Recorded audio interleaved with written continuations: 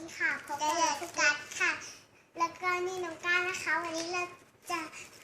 มาเล่นเป็นไฟนะคะสกัดนะคะอันนี้มันจะมีหลายสกัดหนูชอบสีม่วงหนูก็เลยซื้อมาเป็นสีม่วงค่ะแล้วอุปกรณ์เพิ่มเติมนิดนึงนะคะก็คือแม่พิมพ์ค่ะแม่พิมพ์ต่างๆอันนี้ตอนต้าเบอร์เบิกตาตอนต้าตุ่มเก็บกันเลยนะคะก็ใครเก็บไม่ได้ก็ให้คุณพ่อคุณแม่ช่วยนะคะเราจะมาลองเปิดกันนะคะว่ามันจะเป็นยังไงค่ะนี่ลองเล่นกันเลยนะคะโอ้โห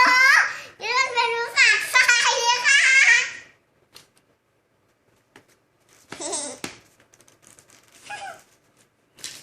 ทำร้ายเลยดีค่ะโอ้โหสายไฟได้นุ่มมากเลยค่ะ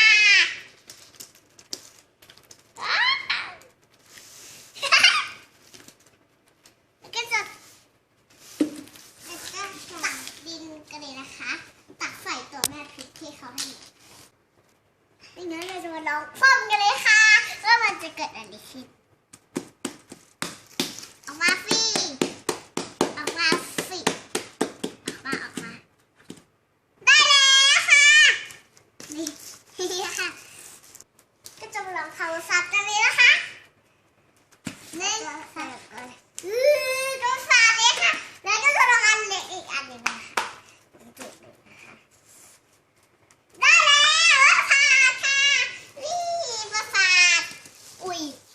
หล่นละค่ะนี่นะคะ